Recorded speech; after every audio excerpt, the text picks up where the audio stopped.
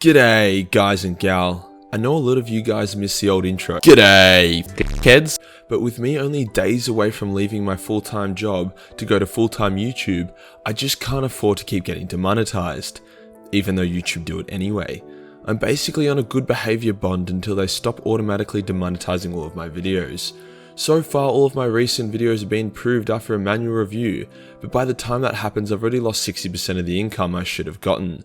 So mad shout out to my patrons who are basically keeping me afloat right now. What I'm saying is I basically need to get YouTube's Eye of Sauron off my back before we can start being a bit cheeky.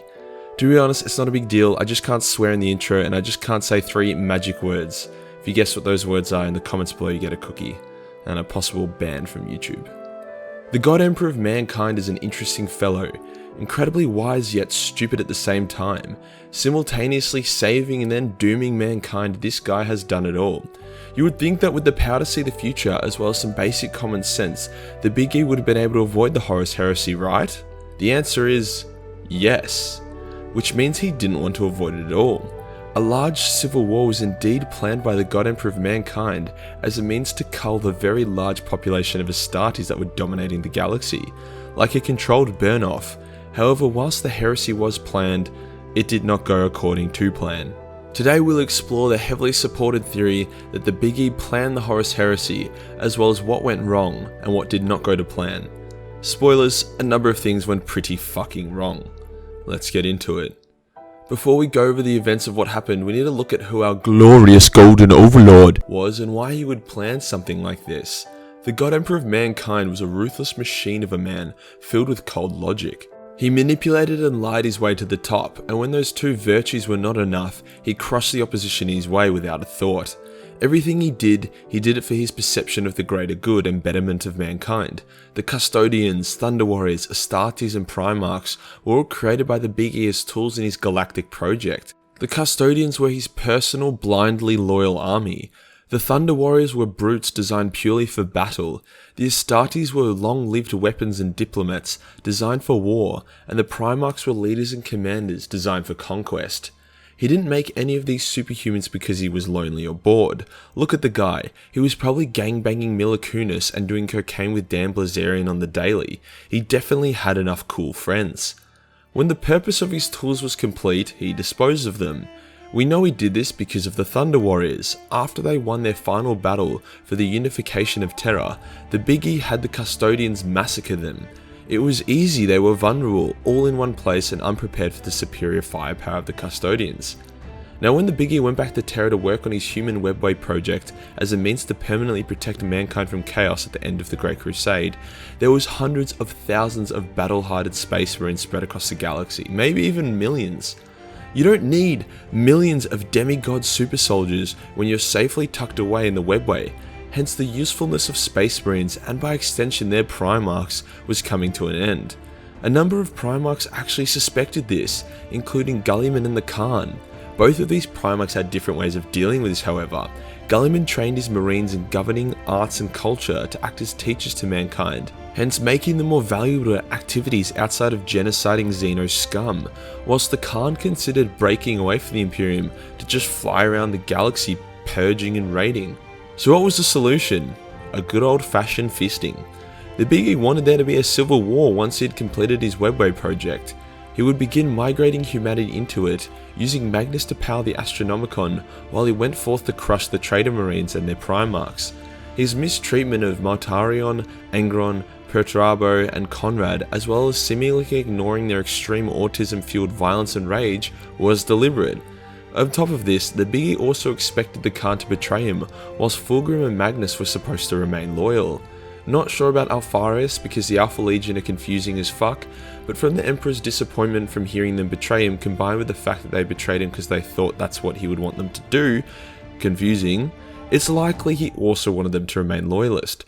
We know for a fact that the Big E was working on the Webway project, and that was his main gift to mankind. A civil war during its construction was likely not his plan. There's a duel between Sanguinius and Conrad that was really intense, as both warriors could see the future, hence predict each other's moves, as well as the fact that Sanguinius foresaw his own death, and Conrad foresaw the Horus Heresy. During the duel, Conrad explicitly stated that the Big E's foresight is way more detailed and powerful than either Conrad's or Sanguinius's, so if they can foresee the Horus Heresy, surely he could have as well, if not in better detail. The Emperor gave no fucks about Angrand, Mortarion, Perturabo and Conrad, allowing them to be clearly very evil and messed up with little to no consequences, as, he had them all lined up for extermination. They were the most volatile and warlike tools he had, hence they would be the first to be discarded once the webway was complete. The most interesting part of all of this is Fulgrim. Fulgrim was heavily favoured by the Big E, allowing him to wear the eagle insignia of the Imperium, as well as call his Marines the Emperor's children. The Emperor wouldn't have done this if he knew Fulgrim was to be exterminated, it just didn't make sense. It'd be like naming a puppy after your late mother and then curb stomping its brains out. Here's the kicker. Fulgrim was supposed to land on the Khan's planet, and the Khan was supposed to land on Fulgrim's planet. However, they were swapped mid-transit by none other than Sheogorath, the trickster god of the Elder, aka the biggest memer in Warhammer 40k. This was more or less confirmed by Magnus to the Khan in a conversation they had. It also explains why the Emperor was extremely suspicious of the Khan and believed he would turn traitor in the heresy, whilst being blindsided that Fulgrim turned instead. With the Khan on Fulgrim's planet and Fulgrim on the Khan's planet, it's likely things would have played out quite differently. Maybe Conrad would not have attacked Rogel and ran away to become traitor if Khan had been his mentor instead of Fulgrim, and maybe Slaanesh would have claimed the Khan instead of Fulgrim. Now, why did the Clown God do this? Well, the Khan disappeared into the webway chasing Dark Elder. Sheogorath lives in the webway. Sheogorath is likely having a bit of fun with the Khan at the moment, hence he made the swap so he could eventually have his own Primarch plaything. The clone of Fulgrim that Fabius Bile made is super loyalist, despite having the same memories, so it's likely this swap would have kept Fulgrim super loyal as well. So that was the first big fuck up for the Big E's plan, the intervention of the Laughing God. The second was Magnus doing nothing wrong.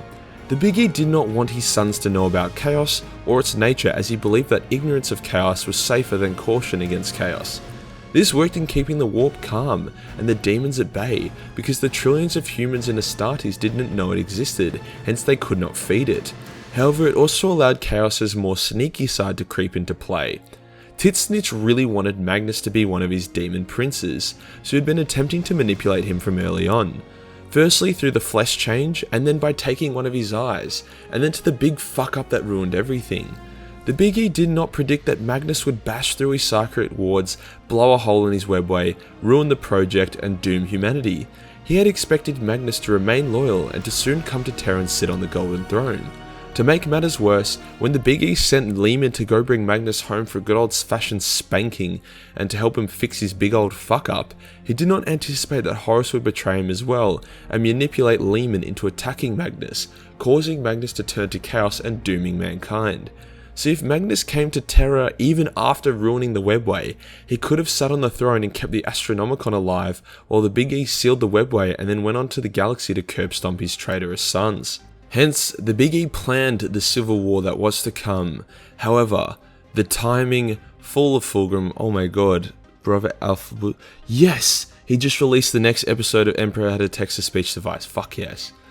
Oh, that's so good, I'm not going to watch that as soon as I finish this audio recording, fuck yeah. Sorry, where were we? Hence, the Big E planned the civil war that was to come. However, the timing, Fall of Fulgrim, Magnus and Horus, as well as the destruction of his webway project, were 100% not a part of the plan. For all his power, foresight and wisdom, he could not overcome the meme god, Titsnitch, or the resentment that comes from being a bold cunt. But Majorkill, what about Lorgar? Did the Big E know Lorgar was going to flip? Watch your mouth, you stupid piece of shit, Timmy, before I molest you like Lorgar's dad molested him. Lorgar falls under the category of a resentful bold cunt, which as we established the Big E did not plan on. Either traitor or loyal, I don't think the Big E gave enough fucks about Lorgar, as long as he held on to his glorious Hawk Boy. If all had gone to plan, the Big E would have successfully eliminated a large portion of the Space Marines, as well as the defective Primarchs. He would also be justified in recalling all Astartes forces and their Primarchs back to Terra to take them off the playing field. The Big E even had a large construction under the Imperial Palace, which seemed to be designed to be home for the Primarchs, hence it's likely he would have just chucked them down there. It is unknown what the Emperor would do with his Primarchs when the Webway project is completed and mankind moved into it. Would he execute them, put them in stasis, allow them to rule within the Webway, or just pick favourites as usual? We may never know what the Emperor truly intended, but we can safely say at the very least that the Emperor knew that a civil war was coming and it did not play out the way he had hoped it would. And that does us for today, guys. I hope you enjoyed the video just as much as I enjoyed creating it. These theory and speculation videos are really fun to make, especially when they're heavily hinted to be accurate. There are a few more videos like this one and I want to create, so hopefully this one does well and I can jump into the other ones. As before, if you want to support the channel further, then Patreon is the place to be. Only $1 gives you access to everything, including a boatload of Warhammer hentai, so hell yeah. Join the Discord for more memes, and I'll see you guys in the next one. Peace.